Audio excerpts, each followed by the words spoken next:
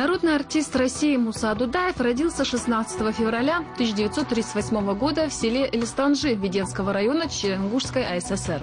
Он был последним, седьмым ребенком в семье одного из основоположников современной чеченской литературы Абди Дудаева. Своего отца Муса никогда не видел. Писатель был репрессирован и погиб незадолго до рождения сына. Школьные годы самого Дудаева тоже прошли в основном в ссылке в Казахстане. Но в 1956 году, вернувшись на родину, он окончил среднюю школу и вскоре в составе группы талантливой молодежи республики был направлен на учебу в Ленинградский государственный институт театра, музыки и кинематографии.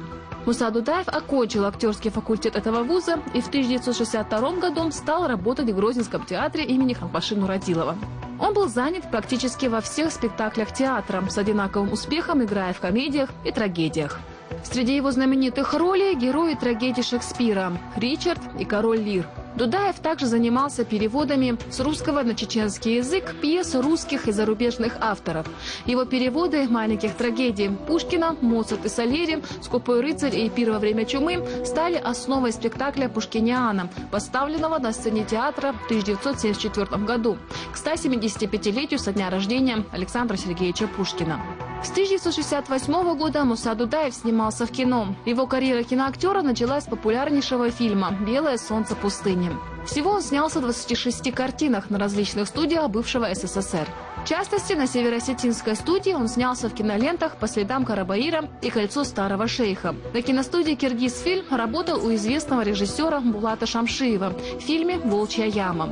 На Мосфильме у режиссера Владимира Наумова в киноленте «Тегеран-43». Много снимался Муса Дудаев на студии имени Горького, в том числе в картинах «Под знаком однорогой коровы» и «О странностях любви».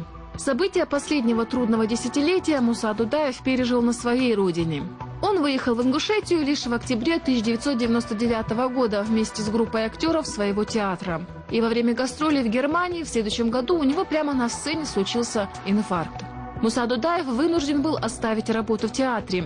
Теперь он наставник будущих актеров. С сентября 2001 года народный артист России Муса Дудаев живет в Москве, преподает в воскресной чеченской школе «Этикум», работает со студентами Национальной чеченской студии «Нахи» в Московском государственном институте культуры и искусств.